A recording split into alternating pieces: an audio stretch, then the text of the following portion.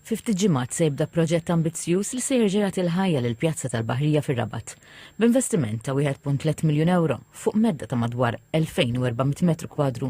Dan il-proġett se jagħti lil din iż-żona identità ġdida filwaqt li jirrispettaw il-karattru tradizzjonali. B'dan il-mod, iż-żona se tinbidel minn spazju li bħalissa huwa limitat fl-użu tiegħu għal wieħed aktar attrajenti, sigur u aċċessibbli għal kulħadd. Ix-xogħlijiet se jinkludu titjib infrastrutturali madwar il-Knisja b'servizzi ġodda u t-tisbieħ taż-żona. Fost l-elementi ewlenin tal-proġett, il-ħolqien ta' parkett ġdid u modern miflok dak eżistenti. Barra minn hekk se jiġi installat dawl arkitettoniku ġdid li jsaħħaħ il-karattru u żbuħija tal-pjazza. Se jinbena wkoll ġibjun ġdid biex jippermetti ħażna u użu aktar effiċjenti tal-ilma. Il-pjazza se tiġi attrezzata wkoll b'funtani ġodda.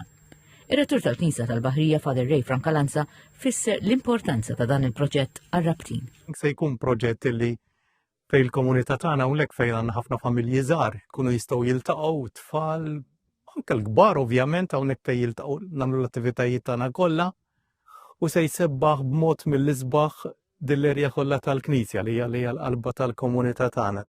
Is-Sindku tar-Rabat Sandro Kraus qal li b'dan il-proġett il-ħolma tar-rabtin għal Pjazza Isbaħ u ikbar sessi realtà. Is-Segretarju Parlamentari għax-Xogħlijiet Pubbliċi Omar Farrugia qal li b'dan l-investiment il-Komunità tal-Baħrija se tingħata spazju miftuħ kif verament jixirqilha.